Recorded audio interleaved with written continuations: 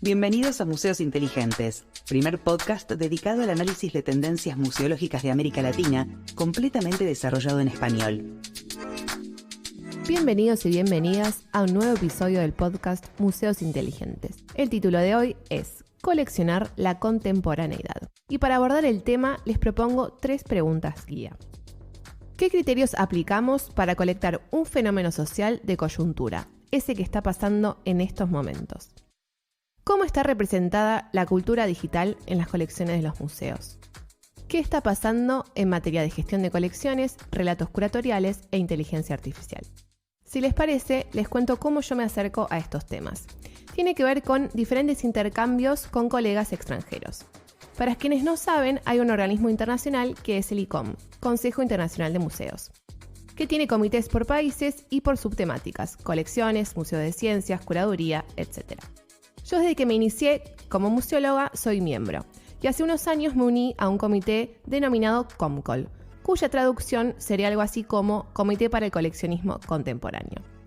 Eunice Baez Sánchez, presidenta del ICOM Costa Rica y reciente miembro de COMCOL, nos ayuda a entender los objetivos del comité. Si debo decir entonces en corto qué es COMCOL, pues es el comité que mira hacia futuro principalmente y al presente con respecto al coleccionismo y más allá de considerar en las colecciones actuales, que me parece que también lo hace un muy buen trabajo en repensar lo que son las colecciones y considerar lo que las colecciones significan para los museos y para los profesionales de museo. Aquí me permito darles una chapa consejo. Quienes quieran desarrollar una carrera en museos y o vayan a viajar al extranjero y tengan pensado visitar muchos museos, asóciense al ICOM, pues 1. Entras gratis a la mayoría de los museos, esto es en serio, créanme. Y 2. Suelen dar becas para diferentes capacitaciones, participar de congresos, etc. Se paga una cuota anual relativamente barata y hay descuento si sos estudiante. Ahora, si les parece, volvamos al tema de hoy. A partir de mi acercamiento a este comité, se me fueron presentando varios conceptos nuevos relacionados al coleccionismo contemporáneo. Pero no ligado al mundo del arte, que de eso hay mucho producido y muchos autores, y la verdad hoy no me voy a meter. Sino a lo que suele llamarse objetos testimonio, es decir, objetos que no justifican su patrimonialización en la unicidad, belleza estética o valor económico, sino en su capacidad de reflejar una época. Actualmente existen acciones y programas que se están llevando a cabo en el extranjero respecto del coleccionismo de objetos testimonio y también a lo que podemos llamar el arte no consagrado, es decir, no validado por el mercado o academia. Todo esto, obviamente, llevado a cabo por museos. Vamos con el primero, cuyo concepto fue desarrollado por el Victorian Albert de Gran Bretaña, o por lo menos es ahí donde yo lo conocí por primera vez. En inglés se dice Rapid Response Collecting. ¿De qué va esto en criollo? Este museo se dedica a coleccionar y divulgar el diseño británico. El diseño como tal no es algo que quedó en el pasado, frisado, sino que obviamente está en constante desarrollo. Entonces, el Victorian Albert entendió este punto y lo asumió como política interna. O sea, el diseño contemporáneo también tiene que coleccionarse y el actor que lo debería hacer es justamente esa institución. Entonces, ¿cómo llamaron a esto? Política de coleccionismo de respuesta rápida. Sí, ya sé, en castellano suena horrible. En otras palabras, definieron una política de acopio que se abocara a coleccionar las piezas más icónicas relacionadas al diseño del ahora, de coyuntura, de lo contemporáneo. Y además, no solo lo vinculan al diseño formal, entre comillas. Y con esto me refiero a adquirir el ejemplar ganador consagrado de una competencia de sillas, por decir un ejemplo, sino que han incorporado objetos nuevos relacionados a movimientos sociales, o mejor dicho, que son productos de movimientos que pugnan por derechos de este siglo. Obvio que las mujeres estamos allí, los migrantes, el colectivo LGBTQ, etc. Por ejemplo, un gorro ícono utilizado en Gran Bretaña durante las marchas de mujeres del 8 de marzo o una bandera de refugiados. Respecto de linkear los objetos a las experiencias sociales y colectivas, Eunice nos da su mirada. Las colecciones que tenemos en nuestros museos, en nuestras instituciones culturales, quizá nos necesitan ese acompañamiento de las experiencias y de las sensaciones para que realmente toquen las comunidades. Y si retomamos la nueva definición de museo y la importancia que tienen las comunidades en la nueva visión de lo que es un museo, eso se convierte en algo todavía más importante, ¿verdad? Se convierte en algo esencial conectar con nuestras comunidades con el fin de hacer un verdadero coleccionismo que conecte con las personas, con las audiencias. Al inicio les propuse como pregunta guía cómo y quién está coleccionando la cultura digital en un mundo con avances tecnológicos tan rápidos y donde la obsolescencia es moneda corriente. Bueno, el Victorian Albert también está adquiriendo objetos y productos referentes a este fenómeno, desde cascos de realidad virtual hasta aplicaciones o NFT. Como dije anteriormente, quizás se tratan de objetos que hoy no tienen valor económico, de los cuales su autoría no nos interesa mucho y no tengan un valor de unicidad. Por el contrario, tienen un valor testimonial, porque reflejan un periodo histórico y es esto lo que va a justificar que dicho objeto se conserve en un museo. Incluso hasta pueden encontrarse en un todo por 2 pesos o en un mercado de pulgas. Es prácticamente hacer un trabajo sociológico y he escuchado en diferentes conferencias que también es comparado con el trabajo periodístico. Hay otro caso que me fascinó desde el momento cero, que es el Museo de las Relaciones Rotas de Croacia. Actualmente tenemos una argentina trabajando allí, una gestora cultural. Ella es Lucia Osoinac y nos da su testimonio. Los creadores del Museo de las Relaciones Rotas, Olinka y Dragan, fueron una pareja hace muchos años. Él es artista, ella es productora de cine y gestora cultural, y durante el proceso de ruptura de su relación se encuentran conversando en la casa en la que conviven, preguntándose qué hacer con todos estos objetos que los rodean. Durante estas conversaciones surge la idea de hacer una exposición de relaciones rotas. Después le van a contar esta idea a sus amistades, a sus amigos, y ellos la verdad que fueron como súper receptivos y empiezan a realizar las primeras donaciones para la muestra. La primera exhibición se realizó en el 2006 en la ciudad de Zagreb con una instalación durante un festival de arte local. Era en un container que albergaba como 40 objetos con historias de relaciones rotas de manera anónima. Fue tal el éxito de la instalación que al poco tiempo los invitaron a participar con la exhibición en otras ciudades como Ljubljana, San Francisco, Berlín. Y durante los siguientes años continuaron exhibiendo alrededor del mundo, hasta que en el año 2010 decidieron inaugurar el Museo de las Relaciones Rotas en Zagreb, en lo que es el casco histórico de la ciudad. Lo interesante es que desde que concibieron el museo hasta el día de hoy siguen recibiendo donaciones.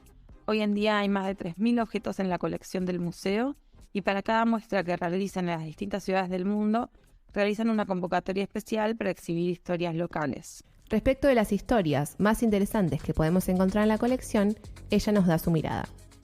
Hay todo tipo de historias y creo que eso es lo que hace interesante al museo. No son solo historias de amor, sino también hay historias de amistades, de guerra, personales e incluso de una persona hacia un objeto. Una de las historias que más me emociona es la de una mujer que donó parte de las cenizas de su esposo y el resto de las cenizas también las esparció en distintas partes del mundo. Y no es una historia de un amor roto, sino que, bueno, es la vida misma. Otra historia que me gustó, no está exhibida, pero fue una donación que recibimos en vivo. La pareja estuvo durante muchos años juntos, cortaron un tiempo antes de venir a Croacia. Y bueno, había sido un viaje que diseñaron juntos, pero más allá de que no estaban juntos, decidieron viajar igual para darle un cierre a su historia. Y como sabían de la existencia del museo, lo visitan y trajeron una remera que uno le había regalado al otro a principio de la relación. La remera decía I love myself y también donó una foto con la remera.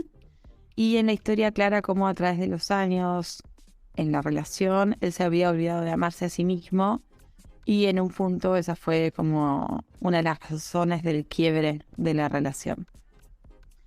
Y por último, una historia un poco más graciosa. Hay una chica celíaca que extraña la pizza, tipo de relación amor-odio.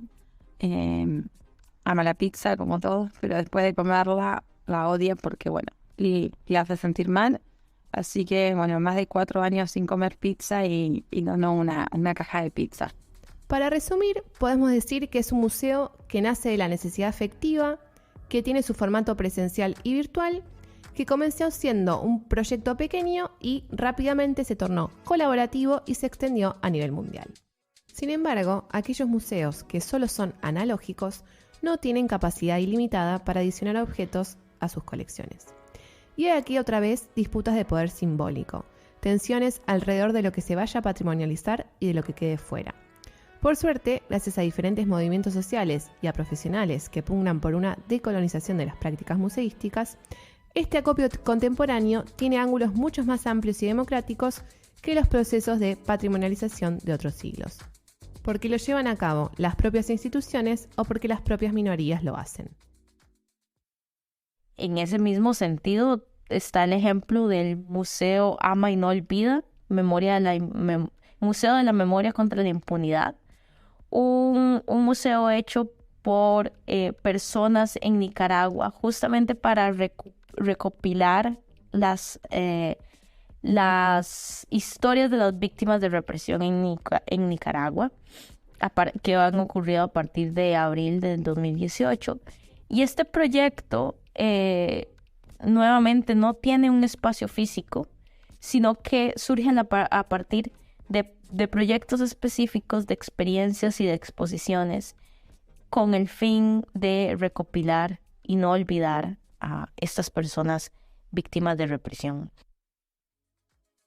María Fernanda Martínez, del equipo directivo del proyecto Museo DI de Chile, el cual se aboca a coleccionar y visibilizar la historia de la diversidad sexual en el país, nos cuenta los motivos por los que tuvieron la iniciativa autogestiva. Nosotros nos dimos cuenta, como personas de la comunidad LGBTIQA+, que nuestra historia, nuestra memoria y nuestro patrimonio no estaba representado en el museo tradicional, ¿ya? Que a partir del que nosotros no teníamos en el museo tradicional, digamos, espacio para construir nuestras identidades o para compartirlas con otros. Y además, ningún discurso al interior de estos museos tenía una mirada queer o una reflexión desde la disidencia. Y entonces nosotros pensamos en que a lo mejor, muy humildemente, podíamos empezar a aportar para empezar a llenar este vacío, ¿verdad? Ahora vayamos a otro concepto que conocí gracias a una conferencia de Comcol. Es el on-site collecting. Sería algo así como coleccionismo situado in situ. La primera vez que lo escuché fue en una ponencia que dieron 2 profesionales del Museo de los Juegos Olímpicos. Ellas contaron que parte del staff viaja cada 4 años al país donde se desarrollan los Juegos, para como sabuesos coleccionar objetos distintivos del evento. Y el abanico es súper amplio, desde elementos referidos al país anfitrión, hasta elementos de los estadios, piezas promocionales urbanas, publicidades audiovisuales, innovaciones en los equipamientos de los deportistas y también lo referido al marco social. Primera vez que un juego entra a las Olimpiadas, primera mujer de determinado país que compite, etc. Entonces, tenemos hasta ahora Rapid Response Collecting y On-Site Collecting. Dejo estos conceptos y los retomo más tarde, porque hay otra tendencia que les quería presentar. Me refiero al uso de la inteligencia artificial en la gestión de colecciones. Esta vez, no hablamos de ir a crear colecciones, sino a la creación de metadata asociada de manera automatizada. Vamos de a poco. Cuando digo metadata, me refiero a la descripción de la obra, a su ficha museológica y toda la información que allí solemos colocar. En lugar de que lo haga un humano, una por una, lo que están probando algunos museos del hemisferio norte es digitalizar las imágenes de estas obras en super megapíxeles y a partir de ellas, programas de inteligencia artificial arrojan palabras descriptivas, o sea, arrojan las famosas etiquetas. Esto lo hacen en base a elementos comunes que encuentran entre las obras, asociándolas de manera automática.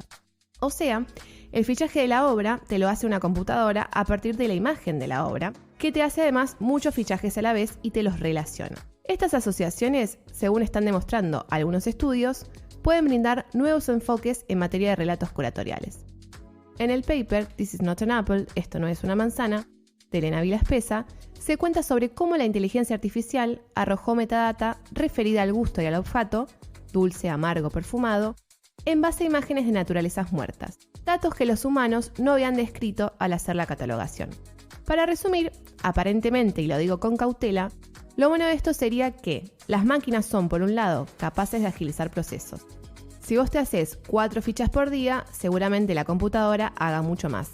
Y por otro lado, la originalidad de estas etiquetas que nuestro ojo humano o formación no detecta, promoviendo nuevas lecturas que beneficiarían la invención de nuevos guiones museológicos. Pero no todo lo que brilla es oro. Pues obvio que se abren 1000 preguntas. La primera, si mi trabajo lo puede hacer una máquina, ¿de qué voy a vivir en 20 años? La segunda, por otro lado, si vamos a automatizar la metadata de obras, ¿cómo estamos seguros de que vamos a poder garantizar la diversidad de lecturas en el futuro?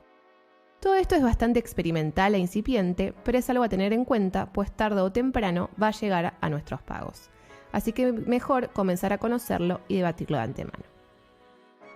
Entonces tenemos engrosamiento de colecciones por on-site y rapid response y una nueva lectura de colecciones existentes por aplicación de programas de inteligencia artificial. El futuro está acá, ¿no? Si les gustó este episodio y tienen ganas de seguir profundizando en los temas o compartirme sus opiniones, me pueden encontrar en Instagram en @florcroiset, desde donde suelo compartir más info y casos. El próximo episodio va a tratar sobre museos y diversidad sexual, un tema que estudié durante muchos años y con gusto voy a compartir con ustedes. Soy Flor Croiset, Pensando Museos, desde Argentina. Hoy podés escuchar el podcast Museos Inteligentes gracias al Fondo Metropolitano de la Cultura, Artes y Ciencia de la Ciudad de Buenos Aires, que financió la labor de sus integrantes. En locución y producción, Florencia Croiset. En edición, Eduardo Rábago. En comunicación, Agostina Lombardo.